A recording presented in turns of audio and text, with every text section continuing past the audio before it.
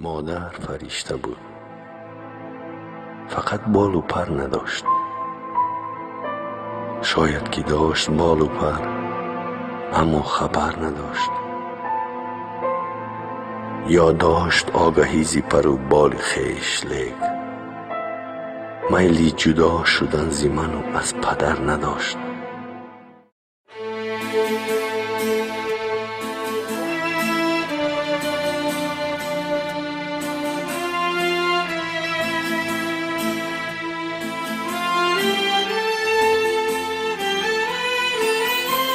مادر فرشته بود، فقط بال و پر نداشت.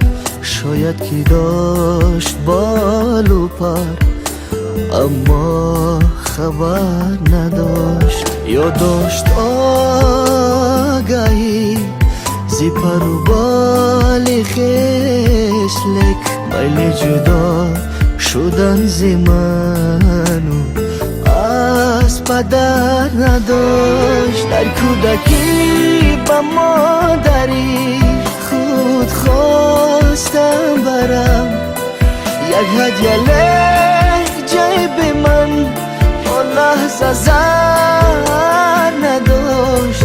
زر یافتم با آگاهی جوانی بود آن زمان، جز عشق یار سینه هوای دیگر نداشت. وقت بیان دهد یا فتادم که مادرم روی لباش بغیر فدا پسر نداشت. مادرم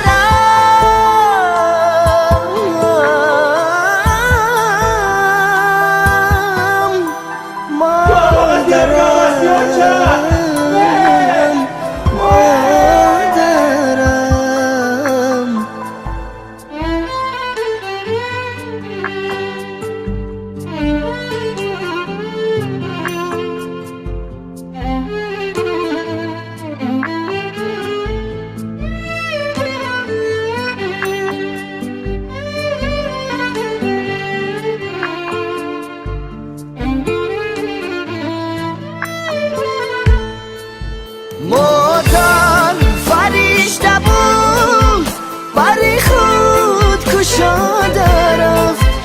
از بس علاج پیش قضا و قدر نداشت. مادر فرشته بود، دقیقاً فرشته بود، حتی بدوش بال و پره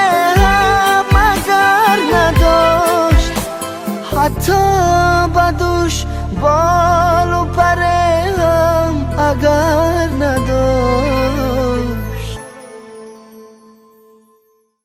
مادر فرشته بود، دقیقاً فرشته بود، حتی بدوش بال و پری هم اگر نداشت.